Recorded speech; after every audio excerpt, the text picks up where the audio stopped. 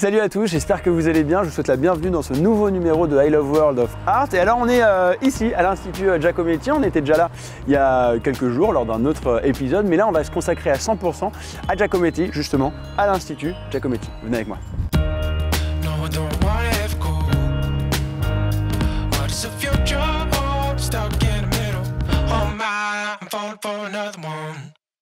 Alors Christian, tu es le directeur artistique de l'Institut Giacometti. Merci de nous recevoir ici. On s'est rencontrés il y a quelques semaines pour découvrir l'exposition SAD Giacometti. Voilà. Merci de nous accueillir une nouvelle fois.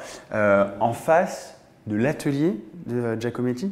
Voilà, donc en fait, là on est face à l'atelier que Giacometti a occupé toute sa vie, qui fait 24 mètres carrés.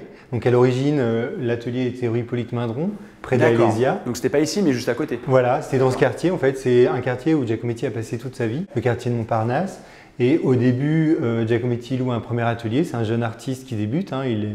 On est en 1926, il a 25 ans et il loue un atelier de 24 mètres carrés. Et puis, il va finalement y rester jusqu'à sa mort en 66. Là-dedans, alors c'est quand même pas très grand. Enfin... Non, c'est très petit, mais il avait besoin de peu de choses pour produire ses œuvres. Et d'ailleurs, les œuvres, on voit aussi qu'elles ne sont pas de très grande taille. Hein. Elles sont à la mesure de l'atelier. Les plus grandes pièces sont à l'échelle humaine, hormis quelques grandes femmes qui fait vraiment vers la fin, qui vont faire 3 mètres. Mais la plupart des œuvres sont vraiment réalisées ici. Alors, il y avait une petite mezzanine, il y avait ensuite un lieu de stockage, mais le reste de sa vie, c'était...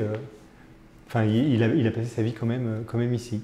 Parce qu'à l'époque, il ne vivait pas de la même manière que nous, c'est-à-dire qu'il n'avait pas une salle de bain, enfin c'était pas exactement pareil. Exactement, dans les années 20, 30, 40, 50, la modernité ensuite va transformer un peu ces appartements, mais à l'époque, tous les artistes, les écrivains vivaient la plupart du temps dans les cafés. Ils prenaient leur petit déjeuner dans les cafés, ils déjeunaient là-bas, ils dînaient là-bas. C'est aussi pour ça qu'il y avait cette émulation entre tous les artistes de Montparnasse. Ils se rencontraient. On sait que Simone de Beauvoir allait écrire au Flore ou au De Mago parce que c'était un endroit qui était chauffé et les appartements étaient mal chauffés. Donc pour travailler, ils allaient là-bas. Mais c'est ce qui faisait aussi se rencontrer les artistes, les intellectuels, les écrivains. Et Giacometti était vraiment au cœur de cette effervescence et très proche de tous ces intellectuels qui vivaient à cette époque-là. Alors, pour remettre dans le contexte, est-ce que tu peux nous présenter Giacometti, Alberto Giacometti? Voilà, donc Alberto Giacometti, c'est un artiste suisse. Hein. Il est né à Stampa, dans un petit village en Suisse italienne, dans une famille dont le père est un artiste assez reconnu en Suisse, qui a fait ses études à Paris et qui va conseiller à son fils d'étudier aussi à Paris. Donc il vient en 1922, il étudie à la Grande Chaumière, qui est aussi à quelques rues d'ici, auprès du sculpteur Antoine Bourdelle. Et puis voilà, il va y rester toute sa vie. Donc il commence à exposer dans les années 20, milieu des années 20, grâce à Bourdelle. Et puis ensuite, vers la fin des années 20, il va commencer à avoir ses premiers collectionneurs. Il va rencontrer tous les plus grands intellectuels et les plus grands artistes de cette époque-là. Et il va avoir une première période très intense où il est un jeune artiste très prometteur. Il marchait bien déjà à l'époque? Oui, à cette époque-là, il marche très bien. Il rejoint les surréalistes, donc c'est un peu l'exposition dont vous avez parlé, SAD. Voilà. Donc là, c'est cette période où il est vraiment très bien identifié. Il a des collectionneurs, il gagne très bien sa vie. Et puis, c'est pas le cas de tous les artistes, hein. Ça arrive parfois après. Pas le cas de tous les artistes, mais par contre, il va avoir un gros passage à vide à partir de 35, il se sépare des surréalistes et pendant 10 ans, il va produire une œuvre qui n'intéresse personne. Mais il continue à travailler dans cette direction. Et c'est vraiment que dans l'après-guerre qu'il va à nouveau ressurgir et être cet artiste à la mode de cette époque-là.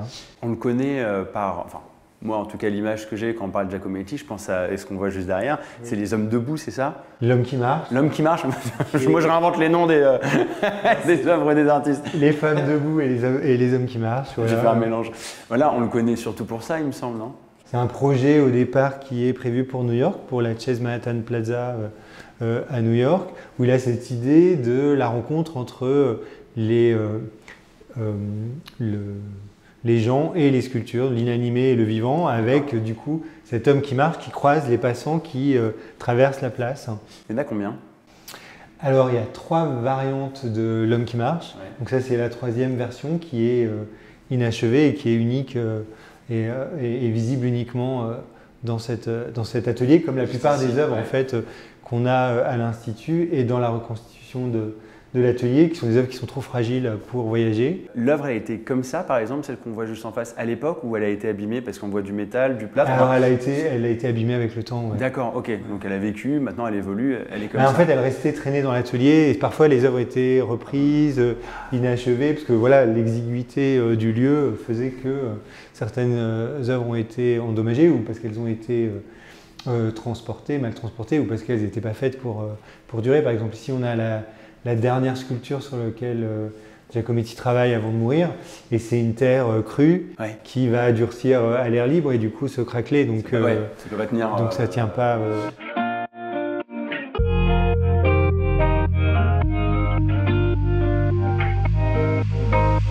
Et alors, il me semble qu'une de ces œuvres a été vendue plus de 126 millions d'euros.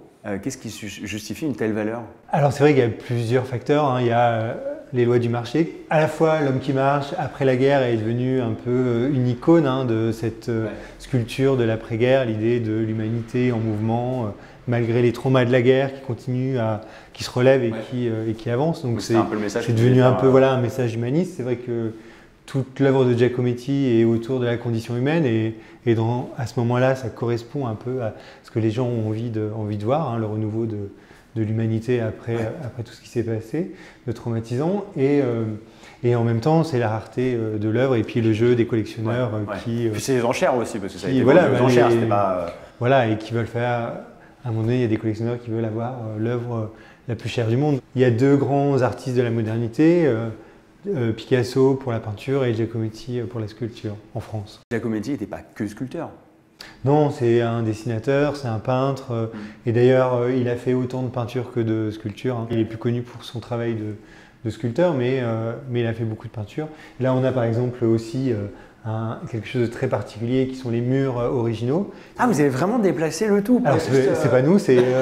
Toi, avec ta petite pelle et ton truc, tac. À l'époque, en fait, après la mort de Giacometti, Annette Giacometti, qui est sa veuve, va continuer à louer l'atelier. Elle essaye de l'acheter à un moment donné pour le préserver. Et malheureusement, le propriétaire ne veut pas s'en défaire. Donc, elle doit le libérer. Et donc, elle a l'idée de prendre les murs. Donc, elle utilise une technique avec Michel Léris, qui est un historien de l'époque. Ils font appel à des spécialistes donc, qui prélèvent les murs comme on le fait pour des fresques romaines et qui vont les conserver. Donc nous, on avait ça dans les réserves, on avait les murs, on avait les outils, on avait toutes ces œuvres dont on ne savait pas vraiment comment les montrer au public. Voilà, et puis on a vraiment cette sensation parfois que Giacometti est parti et va revenir travailler avec son modèle son fantôme qui traîne un petit peu dans le coin. Et il n'y a pas eu de film sur Giacometti? Alors il y a eu un film, Le Dernier Portrait, qui est plutôt sur la relation de Giacometti avec James Lord, mais il n'y a jamais eu de grand film qui retrace l'histoire de Giacometti. Mais je sais pas, il n'y a jamais eu en fait vraiment de projets qui sont venus jusqu'à nous. C'était quoi sa vie d'ailleurs? Alors c'est quelqu'un qui avait une vie assez libre, comme à l'époque. Donc à la fois il a épousé Annette Giacometti avec qui il a passé toute sa vie, fréquenté les bordels comme beaucoup d'hommes de cette époque. Coquin. Il était aussi dans une relation assez libre parce qu'ils étaient aussi très proches de Simone de Beauvoir et Sartre, qui étaient dans cette promotion quand même d'un couple nouveau, libre, existentialiste et assez symétrique aussi entre hommes et femmes. Donc Annette Giacometti a aussi eu des amants, comme Giacometti avait des maîtresses. C'était tranquille à l'époque, quoi. Voilà, après, ils avaient aussi cette relation qui a duré jusqu'à la fin de leur vie. Annette a continué à poser jusqu'à la fin. Donc lui travaillait beaucoup d'après des modèles vivants et donc régulièrement il y avait Diego, donc son frère, et Annette qui posent dans l'atelier. Même après des années de vie avec Annette, il continue à multiplier les variations autour de son corps, de son visage, et il l'a jamais épuisé en fait ce thème. Et d'ailleurs, il dit des fois qu'il la retrouve parfois le soir alors qu'elle a posé toute la journée.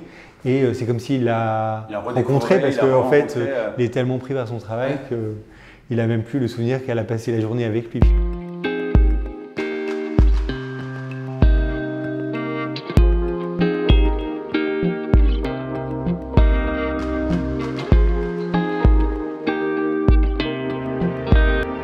toujours encore des œuvres de Giacometti ou est-ce qu'on en redécouvre? Alors on connaît beaucoup de choses, mais il y a des périodes un peu moins connues, donc les périodes surréalistes, les périodes de jeunesse où on arrive encore à retrouver parfois des œuvres. Donc une des prochaines expositions de l'Institut s'appelle « À la recherche des œuvres disparues ». Tout ce travail d'enquête qu'on fait sur des œuvres dont on a connaissance, soit à travers des photographies, soit à travers des dessins, mais dont on n'a pas retrouvé la trace encore. Donc on espère encore retrouver quelques œuvres qui seraient inconnues. Et sinon on a des milliers de dessins dont la plupart sont inédits. Et vraiment c'est un peu l'originalité de l'Institut par rapport aux expositions qu'on fait dans le monde, c'est de montrer justement soit des œuvres extrêmement rares, extrêmement fragiles, qui ne voyagent jamais, soit des dessins inédits et des archives encore inexploitées.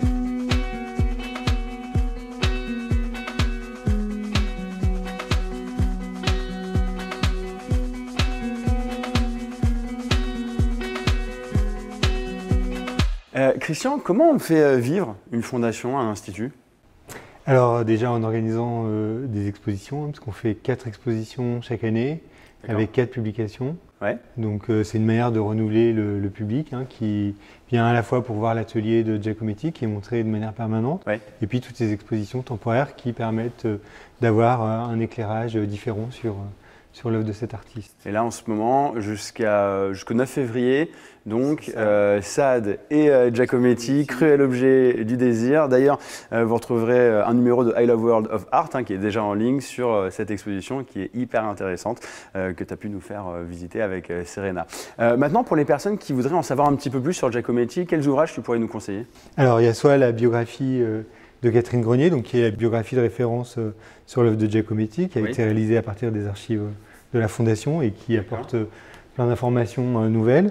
Ensuite, il y a bien entendu les catalogues de l'Institut, puisque là on trouve aussi énormément de reproductions d'œuvres de Giacometti. Et sinon, il y a ce catalogue, par exemple, d'une expo qui a été faite par la Fondation au musée d'Albi, qui est plus centré sur le rapport de Giacometti au modèle, notamment sa femme Annette, qu'on voit sur la couverture, avec des textes inédits de Catherine Grenier, de Serena Bucalo.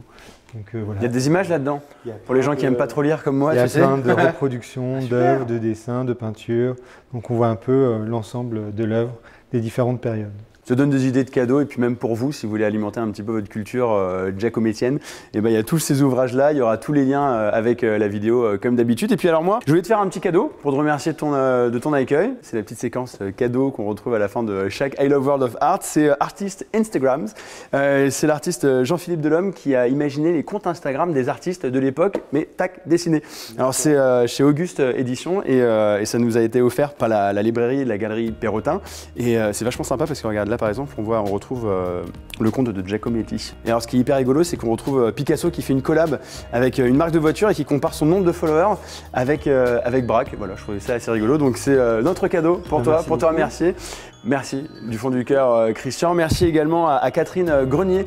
Merci aussi à Anne-Marie Pereira qui nous a ouvert les portes de cet institut qui est absolument magnifique, que je vous invite à venir visiter. Merci à Patrick Semama de la République de l'Art qui me donne plein d'informations, ce qui permet de ne pas dire trop de bêtises. Merci à Lionel Barthes, merci à Guillaume et à Anaïs. Je vous fais plein de bisous. Merci à vous également. Pensez à liker, commenter et partager. À très bientôt. Ciao.